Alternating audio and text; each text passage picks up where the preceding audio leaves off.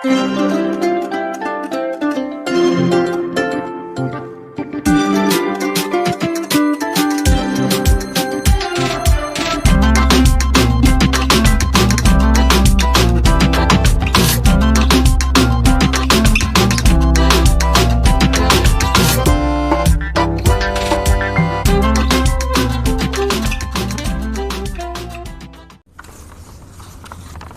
மத்தியில் ஒரு கல்லனை போல குற்றமற்ற கிறிஸ்து இயேசு தொங்கியதை நாம் பாடினோம்.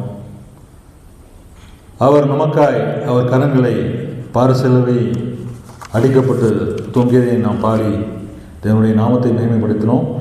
இப்பொழுதும் இந்த புனித வெள்ளிக்கிழமை இயேசு கிறிஸ்துவின் சிலுவை பாடுகளையும் அச்சிலுவையில் தொங்கும் அந்த கடைசி தருணத்தில் கல்வன் ஒருவனாகிய இரண்டு கல்வனில் ஒருவனை அவர் ரட்சித்ததையும் நான் பார்க்க இருக்கிறோம். வசனத்தை வாசிப்போம். லூக்கா எழுதிய புஸ்தகம் 23ஆம் அதிகாரம் 43ஆம் வசனத்தை நாம் வாசிப்போம்.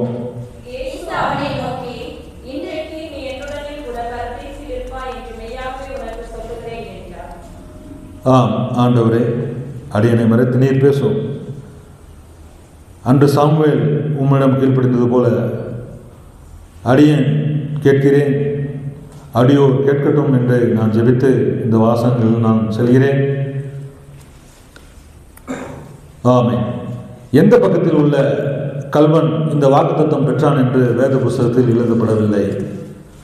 பாருங்கள், பரதீஸ் என்ற பெயரும் வேதத்தில் குறைவான இடங்களில் தான் காணப்படுகிறது. கிரேக்க மொழியில் பரதீசி என்றால் பரடைசோஸ் என்பர். பெர்சிய அரசர்கள் இதை பூந்தோட்டமாக குறிக்கின்றனர். பரதேசி என்றால் பூந்தோட்டம் என்று பெர்சிய அரசர்கள் குறிக்கின்றதை வரலாற்று சான்றுகள் பார்க்க முடிகிறது. பரதேசி என்றால் பாதுகாக்கப்பட்ட பூந்தோட்டம் என்று பொருள் கொள்ளவும் செய்யப்படுகிறது. உதாரணத்துவமாக வேதத்தில் நாம் பார்ப்போம் என்றால் நெகேமியா புஸ்தகம் 2ஆம் அதிகாரம் 8ஆம் வசனத்தில் ராஜாவின் வனம் என்றும் இந்த பரதேசி சொல்லப்படுகிறது. அதுபோல பிரசங்கி எழுதிய புஸ்தகத்தில் 2ஆம் அதிகாரம் 5ஆம் வசனத்திலும் உன்னத பாட்டில் 4ஆம் அதிகாரம் 13ஆம் வசனத்திலும் பூந்தோட்டமாக சித்தரிக்கப்படுகிறது.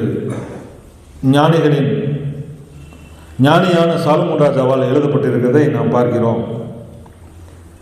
லத்தீன் மொழியிலும் செப்புடூர் வெஜிண்டில் ஏதேன் தோட்டத்திற்கு இந்த சொல்தான் பயன்படுத்தப்படுகிறது என்று லத்தீன் மொழியில் நாம் பார்க்க முடிகிறது. ஒரு முக்கியமான ஒரு காரியத்தை நான் சொல்கிறேன். மிக முக்கியமாக யூதர்கள் இன்றும் விசுவாசிக்கிறது என்னவென்றால், ஆதாம் ஏவாள் இழந்த இந்த ஏதேனின் நிலை தங்களுக்கு மீண்டும் கிடைக்கும் என இன்றும் நம்பிக்கொண்டிருக்கிறதை நாம் பார்க்க முடிகிறது. அது குறிப்பிடத்தக்கதாக இருக்கிறது. புதிய ஏற்பாட்டில் நேரடியாக இந்த பரதீசி கூறப்படுகிறது. லூக்கா எழுதிய புஸ்தகம் 16ஆம் அதிகாரம் 19ஆம் வசனம் முதல் 31ஆம் வசனம் வரை நாம் வாசித்தோம் என்றால், அங்கு ஆபிரகாமின் மடி என்று எழுதப்பட்டிருக்கிறது. ஆபிரகாம் மடியில் லாசரு அமர்ந்திருப்பதையும் ஐஸ்வர்யவான் இந்த காட்சியை பாதாளத்திலிருந்து பார்ப்பதையும் மோசேயின் காலத்தில் எழுதப்பட்டதாக நமக்கு வேதாகம புஸ்தகத்தில் கூறப்படுகிறது. பாருங்க, லாசரு ஆபிரகாமின் மடியில் அமர்ந்திருப்பது அங்கு பரதேசியாக எண்ணப்படுகிறது.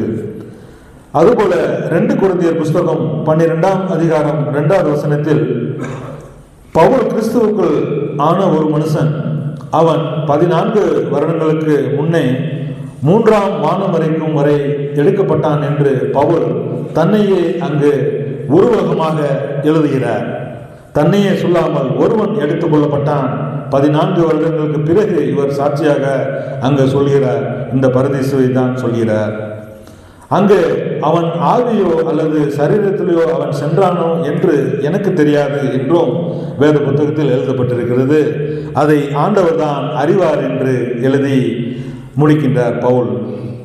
அதுபோல வேதாகமத்தில் இயேசுவின் மடியில் சாய்ந்த அன்பான சீசன் யோவான் பத்மோ தீவில் கர்த்தருடைய நாளில் ஆவிக்குள்ளாக அவன் செல்லும் பொழுது ஒரு வசனத்தை ஆண்டவர் அவர் எழுத பரிசுத்தாவினார் ஏவப்படுகிறார். வாசிப்போம். வெளிப்படுத்தின புஸ்தகம் 2ஆம் அதிகாரம் 7ஆம் வசனம்.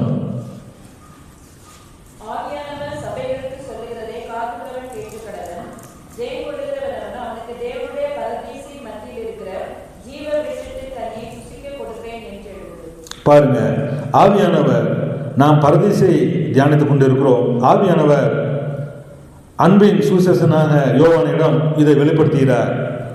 ஜெயம் கொள்கிறவன் எவனோ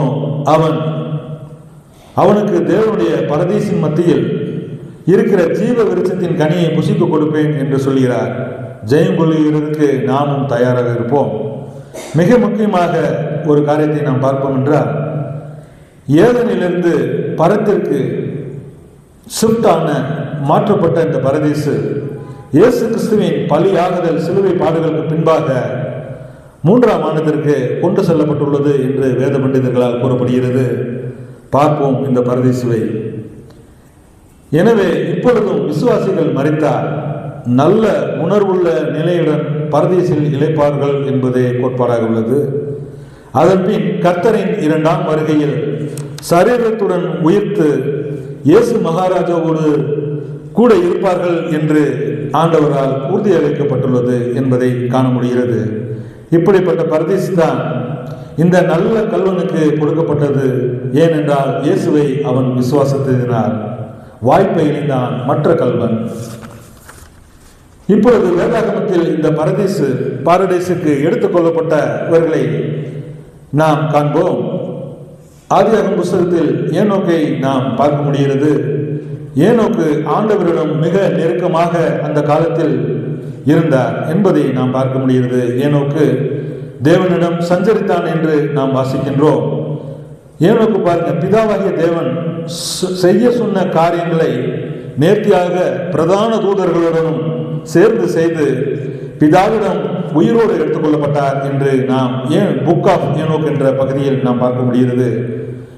அந்த காலத்தில் நோவாவின் காலத்திற்கு பின்பாக நடந்த அக்கிரமங்களை எல்லாம் நாம் பார்க்கும் பொழுது ஏனோக்கு தேவனோடு சஞ்சரித்ததையும் அவர் உடலுடன் எடுத்துக்கொள்ளப்பட்டதையும் நாம் இங்கே காண முடிகிறது. அவர் சென்ற இடமும் பரதீசுவாக இருக்கிறது என்று கூறப்படுகிறது. அதன் பின்பாக ராஜாக்களின் புஸ்தகம் வாசித்தோம் என்றால் எலியா தீர்க்கதரிசியை நாம் பார்க்க முடிகிறது. கடவுளின் மீது வைராக்கியம் கொண்ட இந்த எலியா தீர்க்கதரிசி அன்று ஆணும் பிடித்த அரசனால் அவர் கைது செய்யப்பட ஒரு சூழ்நிலை ஏற்படுகிறது. தேவனுடைய நாமத்தை அவர் மகிமைப்படுத்தும் வண்ணமாக எலியா ஆகாப் அரசனை எதிர்க்கிறார். அந்த காரியம் பரலோகத்திலிருந்து பார்க்கப்படுகிறது. பரலோகத்திலிருந்து வரப்பட்ட ஒரு அக்கினி ரதத்தில் பறத்துக்கு ஏறுகிறார் எலியா.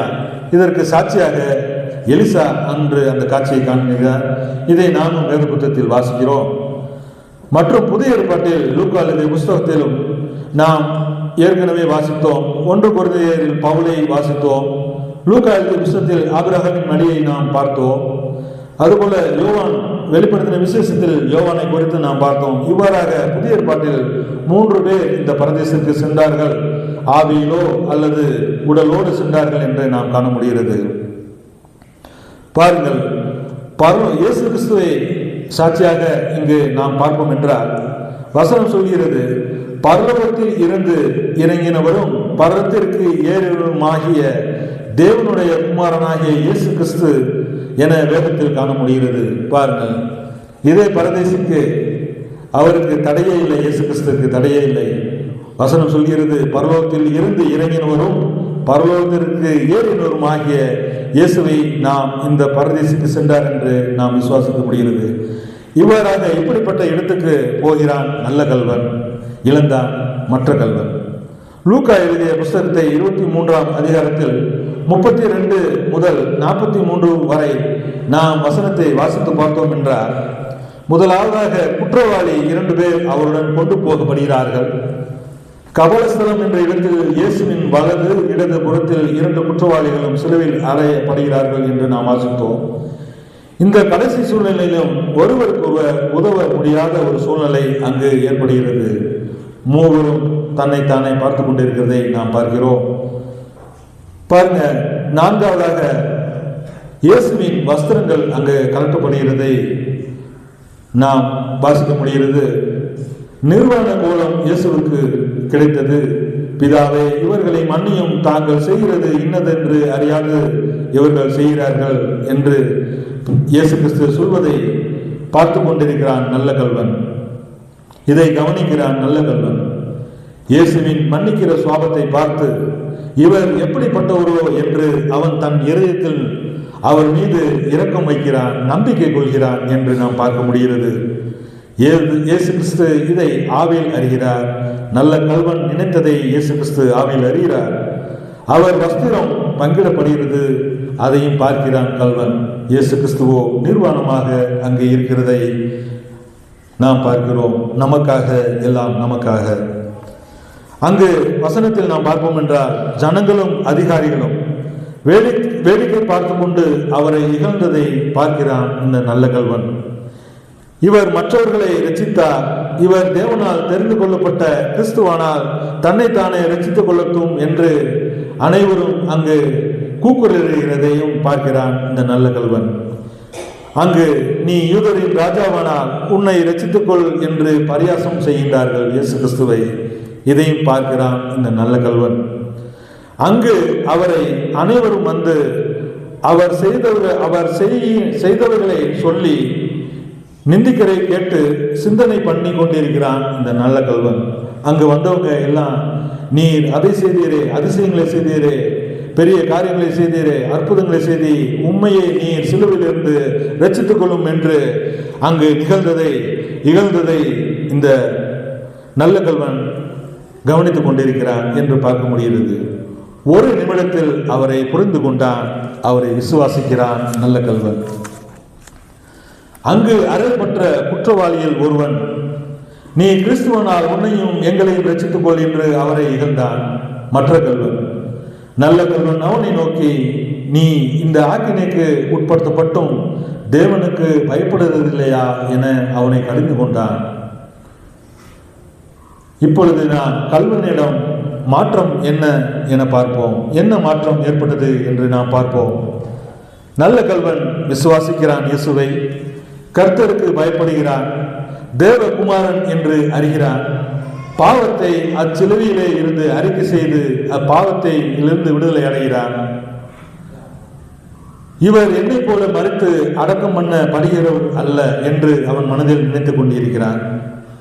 மறித்தாலும் பிழைத்து உயிர்த்தெழ போகிற தேவனுடைய குமாரன், தேவனுடைய ராஜ்யத்தில் அமரப்போகிற ராஜா என அறிகிறான் இந்த நல்ல கல்வன். இவருக்கு பெரிய ராஜ்யம் இருக்கிறது என அந்த சிலுவையில் தீர்மானம் பண்ணுகிறார். பார்ப்போம். இந்த சூழ்நிலையிலும் இயேசுவை நோக்கி, ஆண்டவரே, நீர் உம்முடைய ராஜ்யத்தில் வரும்பொழுது அடியனை நினைத்தரும் என்று கூறுகிறார். இயேசுவும் அவன் விசுவாசத்தை அறிந்து, இன்றைக்கு நீ என்னுடனே கூட பரதேசில் இருப்பாய் என்று உனக்கு மெய்யாகவே சொல்கிறேன் என்று சொன்னது அங்கு நிறைவேறியதை நாம் பார்க்க முடிகிறது. இப்பொழுதும் இந்த செய்தியை கேட்ட நமக்கு வெளிப்படுத்தின விசேஷம் 2:7 ஆவியானவரும் இங்கு நமக்கு தைரியம் ஊட்டுகிறார். நம் சபைக்கு சொல்கிறார், காது உள்ளவன் கேட்க கடவான், ஜெயம் கொள்கிறவன் அவனுக்கு தேவனுடைய பரதேசின் மத்தியில் நான் அவனுக்கு ஜீவ விருட்சத்தை கனியை கொடுப்பேன் என்று எழுது என்கிறார் என்பதை நாம் இப்பொழுது விசுவாசித்துக் கொண்டிருக்கிறோம். பாருங்கள், ஜீவ விருட்சம், அதன் கனி என்றால் என்ன, அதை புசித்தவுடன் என்ன நடக்கும் என்று பார்ப்போம் என்றால், அந்த ஜீவ விருட்சத்தின் கனியை நாம் புசிப்போம் என்றால் மரணம் இல்லாத வாழ்க்கை நமக்கு கிடைக்கும் என்று பரிசுத்த ஆவியானவர் திருவுளம் பற்றுகிறார். நித்திய ஜீவன் பெற்று தேவனுடன் நித்திய வாழ்க்கை வாழ அழைக்கிறார் பரிசுத்த ஆவியானவர். வேதத்தை தினமும் நாம் நல்ல கல்வன் இயேசு கிறிஸ்துவை பெரிய சாட்சியாக வைத்து அவர் செய்ததை பார்த்து கொண்டிருக்கும் பொழுது பெற்ற இந்த அற்புதமான ஒரு பரிசை நாமும் பெறுவதற்கு வேதத்தை தினமும் நாம் நம் அருகில் வைத்து படித்து அவரை விசுவாசிக்க வேண்டும் என்று நான் கூறிக்கொள்கிறேன்.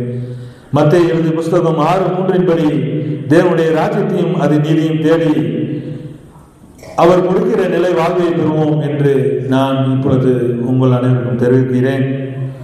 நல்ல கல்வன் போல் பரதேசிற்கு நாம் செல்வதற்கு இயேசு கிறிஸ்துவை தியானிப்போம். 1000 வருஷம் அரசாட்சியில் இயேசுடன் யுகமாய் வாழ்வோம். புதிய வானம் புதிய பூமியில் இயேசுடன் நாம் செல்வோம். இப்பொழுதும் இயேசு சொல்கிறார், யோவான் எழுதிய புஸ்தகம் 5ஆம் அதிகாரம் 39, வேத வாக்கியங்களை ஆராய்ந்து பாருங்கள், அவைகள் உங்களுக்கு நித்திய ஜீவன் உண்டென்று எண்ணுகிறீர்களே, என்னை குறித்து சாட்சி கொடுக்கிறேன் அவைகளே என்கிறார். இதனால் நித்திய ஜீவனை பெற இயேசு கிறிஸ்துவும் நம்மை அழைக்கிறார். யோவான் எழுதிய சுவிசேஷ புஸ்தகம் 20ஆம் அதிகாரம் 31 இயேசு தேவனுடைய குமாரனாகிய கிறிஸ்து என்றும் நீங்கள் விசுவாசிக்கும்படியாக விசுவாசித்து அவருடைய நாமத்திலே நித்திய ஜீவனை அடையும்படியாக இவைகள் எழுதப்பட்டிருக்கிறது என்று திருமணம் பற்றுகிறார் என்று நமக்கு கூறுகிறார். நாமும் இந்த நல்ல கல்வனை போல பரதேசுக்கு செல்ல இந்த பூமியிலிருந்து நாம் ஆண்டவர் சொன்னபடி தேவனுடைய ராஜ்யத்தையும் அதை நீதியையும் தேடுவோம் என்றார். நாமும் செல்வோம். இந்த பரலோகம் பரதேசு செயல்படுவோம், தியானிப்போம். இயேசுவுக்குள் ஆமென்.